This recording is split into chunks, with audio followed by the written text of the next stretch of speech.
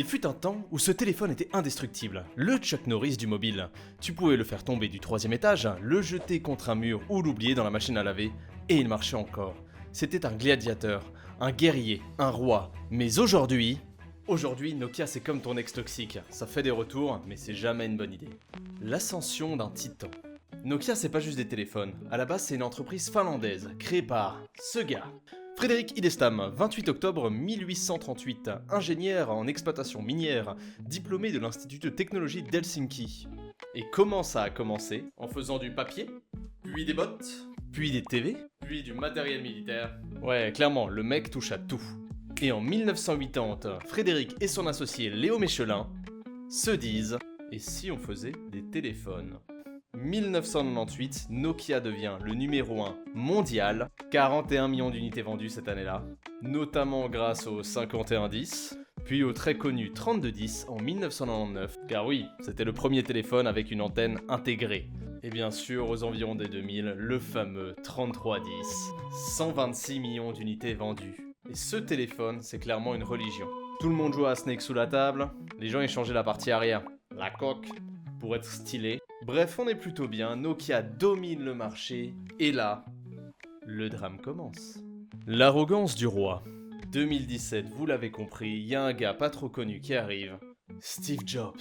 Apple balance l'iPhone, grand écran, tactile, internet. Nokia regarde ça et se tape des barres, et je suis sûr qu'une phrase a été sortie. Et Fred, tu penses que ça intéresse quelqu'un des téléphones sans touche? Mais non, laisse tomber, c'est juste un effet de mode. De toute façon, on est les numéros 1, hein. Les meilleurs.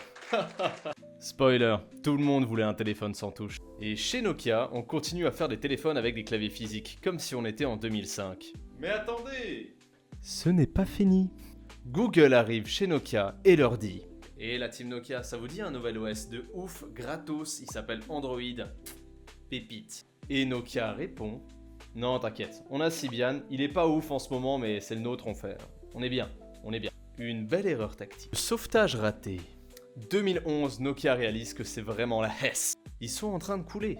Mais là, un pote à lui arrive. Microsoft. Ils signent un pacte ensemble et ils sortent, attendez-vous, des nouveaux téléphones de qualité, les Lumia sur Windows Phone. Oh bah oui hein, c'était chaud.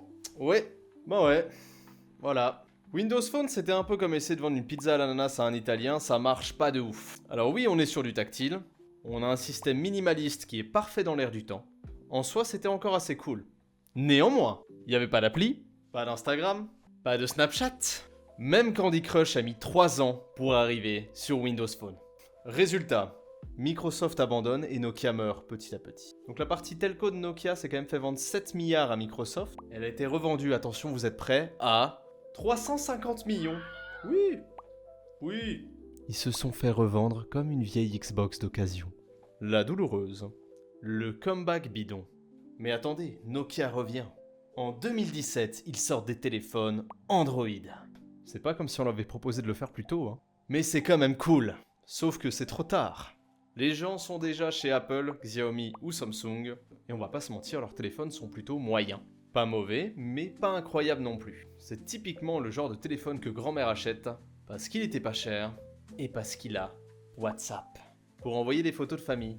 Trop cool, non? Conclusion. Alors Nokia est-il définitivement mort? Pas vraiment. Ils ont tenté un remake du 3310, il me semble en 2017, pour jouer sur un truc qui marche plutôt bien.